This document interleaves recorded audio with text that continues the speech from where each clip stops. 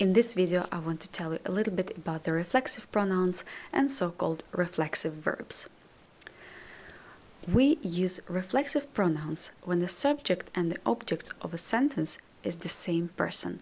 It is this self-directed action, like you wash yourself, you shave yourself, you get dressed. So the action is directed back to the subject of the sentence.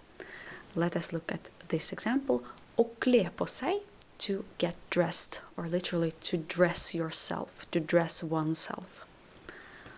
If I'm getting dressed, I will say jeg kler på meg.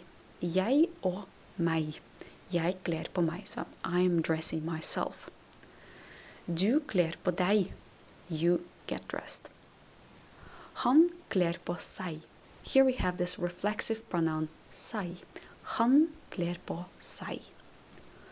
Hun kler på seg. So both for han and hun, we have the reflexive pronoun seg.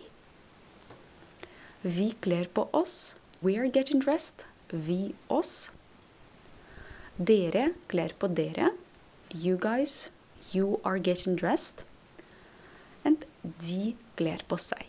They are getting dressed. So you see, this reflexive pronoun is quite similar to the object form of personal pronoun, with the exception of this seg. Let me show you it in a table. The first column is personal pronoun in subject form, like jeg, du, vi, dere, han, hun og de. And also den and de, as we've learned. And the second column are those pronouns in object form. And in the third column, you can see the reflexive pronouns.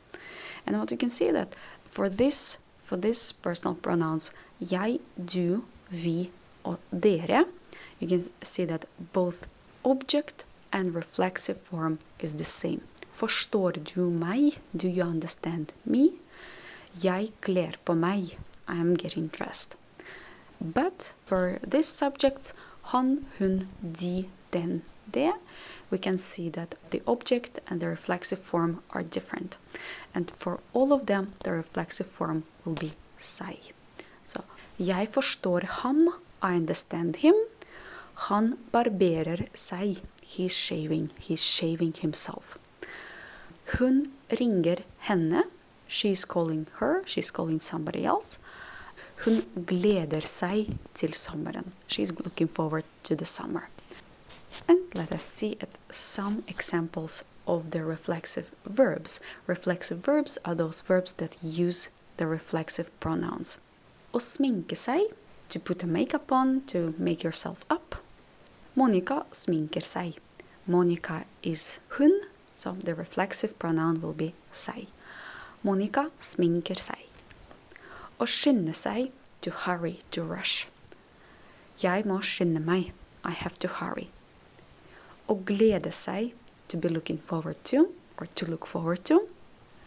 Gleder du deg til sommeren? Do you look forward to the summer, or are you looking forward to the summer?